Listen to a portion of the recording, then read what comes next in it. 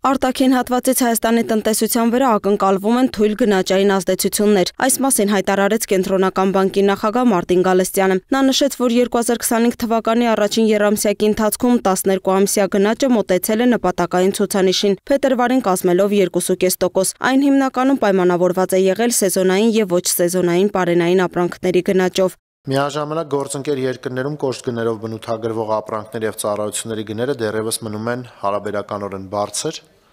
իսկ աշխատուժի շուկայի պայմանները խիստ։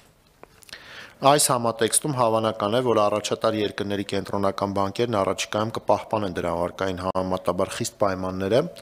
արդյունքում արտաքին հատվածից տնտեսության վրա ակնկալվում են թույլ գնաճային ազդեցություններ։ Ըստ Կենտրոնական բանկի նախագահի տնտեսական աճին մեծապես նպաստել են շինարարության, ծառայությունների եւ առևտրի ճյուղերի բարձր աճը։ Ծառայությունների նկատմամբ արտաքին պահանջարկը շարունակում է նվազել, իսկ ընդհանուր պահանջարկի միջավայրը գնաճի տեսանկյունից գնահատվում է չեզոք։ Նման իրավիճակում աշխատաշուկայի պայմանները որոշակիորեն թուլացել են, արտահայտելով աշխատավարձերի, կոշտ գներով բնութագրվող ծառայությունների գնաճի եւ գնաճային սպասումների աստիճանական կայունացմամբ։ Մարտին Գալստյանի տեղեկացմամբ Կենտրոնական բանկի խորհուրդը որոշել է շուկայի սպասումներին համահունչ անփոփոխ թողնել վերաֆինանսավորման տոկոսադրույքը, սահմանելով 6.75%։ Նաև պատրաստ է ձեռնարկել համարժեք գործողություններ միջնաժամկետ հորիզոնում գնաճի 3% նպատակի եւ գների կայունության ապահովման համար։ Այսօրվա մեր քաղաքականության տոկոսադրույքի վերաբերյալ որոշումը ըստ էության համահունչ է շուկայի մեծամասնության սպասումների հետ, մենք անփոփոխ թողեցինք, փաստելով, որ մենք ունենք A եւ B տիպի ռիսկերի հավասարակշռություն այս պայդրությամբ մեր դիտարկումների համաձայն, ժամանակի ընթացքում բնականաբար մենք տարվա ընթացքում 8 անգամ ենք որոշում կայացնում տոկոսադրույքի վերաբերյալ, կախված զարգացումներից նաեւ մեր որոշումները կլինեն adekvat,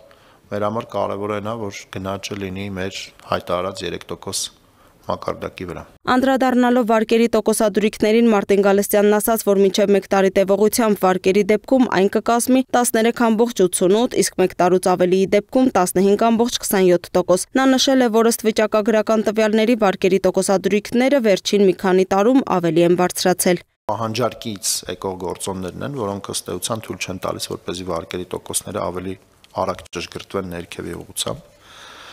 Ինչ վերաբերում է վարկերի ընդհանուր ներքին կառուցվածքային փոփոխություններին, որոնք նաև իրենց հերթին ազդում են տոկոսադրույքի վրա, մենք տեսնում ենք, որ աճում են N տիպի վարկերը, օրինակ սպառողական վարկերը, որոնց տոկոսադրույքները ավելի բարձր են։ Ու քանի որ այդ տիպի վարկերը Հայաստանում տրվում են հայկական դրամով, վերջին մեր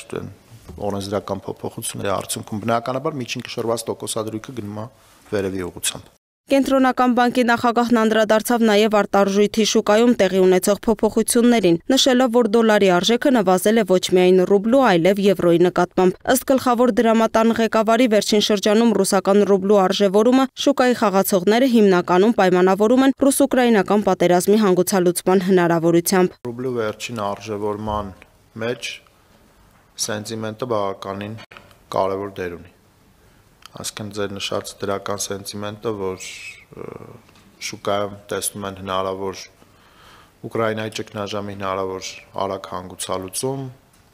սառեցում կոնֆլիկտի հետագայում որոշակի բանակցություններ, դա միանշանակ դրականորեն է ազդում ռուբլու փոխարժեքի վրա։ Ենթադրում են, որ շուկայի մասնակիցների մոտ այդ սենտիմենտը այս պայդրությամբ դոմինանտ է, նաև գիտեք, որ այսօր հեռախոսազրույցն է տեղի ունենալու։ Ես կարծում եմ դրան ընդառաջ որոշակի սպասումներ կան ձևավորված նաև շուկայի խաղացողների մոտ, ինչը իր դրական ազդեցությունն է ունենում ռուսական ակտիվների գների, ընդհանուր ակտիվների գների վրա։ Ըստ նրա դրամի նկատմամբ ռուբլու փոխարժեքի այսօրվա տատանումները եւս կարգավորվել են։ Լուսինե Գրիգորյան, Free News, Ազատ լուրեր։